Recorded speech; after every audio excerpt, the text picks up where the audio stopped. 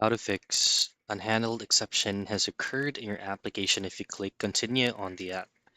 Now, if you're encountering this kind of error message, I'm going to be showing you simple steps for you to be able to fix this issue. So since this is about a framework, all I have to do at first is to go into the Windows icon and simply type in run and then hit on enter. Now from here, type in control and hit on OK. Now you'll be redirected into your control panel. What you want to do is to click on the programs. And then from programs and features, choose on turn off Windows features on or off.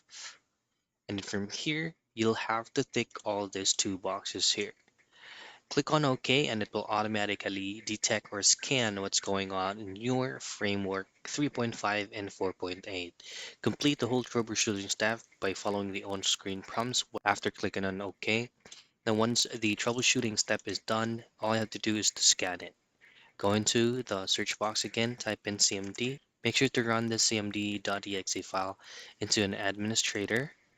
And then here's going to be the command. Type in sfc /scan now. Now it will usually take up some time, around 2 to 3 minutes for this to be completed. Once it is completed, restart your PC and then it should be good. And that's how you fix unhandled exception has occurred in your application if you click continue on the app.